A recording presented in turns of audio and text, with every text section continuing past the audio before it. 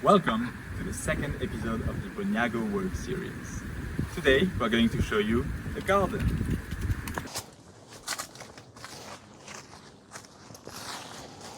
Hi, I'm Alberto, I'm 23. I came here because I didn't know what to do with my life really and decided to try something different. I came here in last early May 2024 to volunteer. I didn't really know how long I would stay. Now I live here. I came here being really unskilled. In my learning process, I learned to do a lot of stuff and now I'm responsible for the garden. So let me show it to you. Our garden is divided in 3 different terraces where we grow different things. Right now is not in the best conditions because since we are going towards winter, everything is going to sleep, apart from a few winter plants. In here, the first patch, when you enter, we're growing some pak choys, broccoli, marigold, and also a few zucchini. In this other second patch, we also have squash, corn, a few little salads. Going on, some tomatoes plants, potatoes, a bit scattered around. And at the back there, we also have some cauliflower. Well, at the back of our garden, we have our compost boxes that we use to create nutrients for our plants to grow stronger.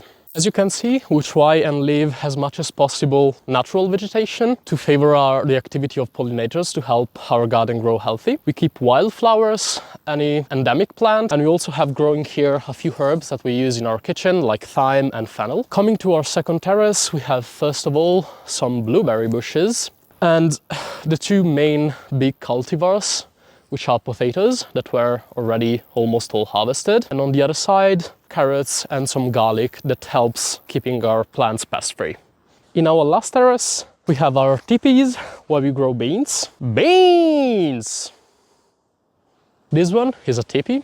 It's the structure that we use for beans to grow on, get as much light as possible. This year it was not a really successful experiment because we try and practice crop rotation. Planting them here for the first time, we found out that the soil is not the best and also the lighting. Last year we planted them in the first spot that you saw on the first terrace, which worked a lot better. It might be that winter is coming, but there's still a lot of work to be done in here. First of all, taking down the hail nets that you can see there, that are meant to protect our vegetables from the hail. That, as you can see, they're a bit devastated because they survived it, but they are gonna not last long with the snow.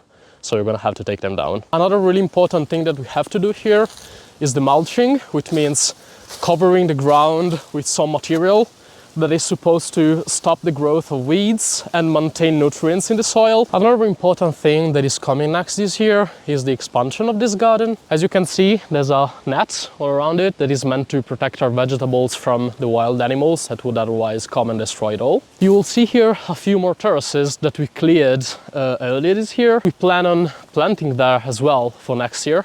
So we're gonna have to make a net also around them and then work the soil in preparation for planting. An average day in the garden starts with harvesting, which means coming here, taking out what is ready, bringing it to the kitchen to be turned in nice food for all of us. Then the day goes on with whatever needs to be done, whether it's taking care of our plants in general ways to make them grow stronger or preparing new patches to be planted in. Other things often to be done to take care of our plants to grow as healthy as possible is, for example, some pruning, weeding the patches so just weeds do not steal nutrients for them, and also of course moving little babies from the greenhouse that I will show you soon to the proper spots for them to grow in the garden. And at the end of the day, after the sun goes down behind the mountains, we water everything so that the water stays in the soil, does not evaporate, and the plants have all the time to absorb it. We use in our kitchen a lot of plants, aromatic plants, herbs to enhance our cooking and the flavors of what we eat that we just harvest around and grow naturally. For example, wild mint, nettles, galinsoga, that is a common garden weed that we learned last year is a great source of iron, so it can be used like spinach. Let me now introduce you to our greenhouse.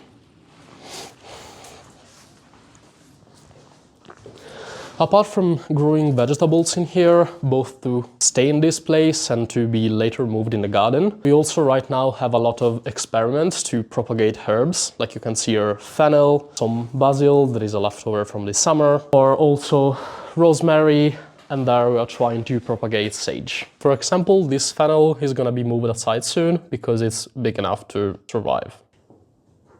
Here we have some fertilizer that we prepared ourselves. This banana water is really good to put nutrients in the soil. We also have here a weed preparation that we made with leftover eggshells. This is meant for our tomato plants that this year lacked calcium, causing the so-called black bot. And we used this to integrate it in the soil, and it worked really well. Working in the garden can be a really hard job, but at the same time, I find it myself really relaxing to take care of every plant singularly. And I also really love the feeling of having soil on my hands. But of course, mainly being able to eat daily what we produce ourselves is absolutely priceless. Thanks for watching. Hope you liked this video.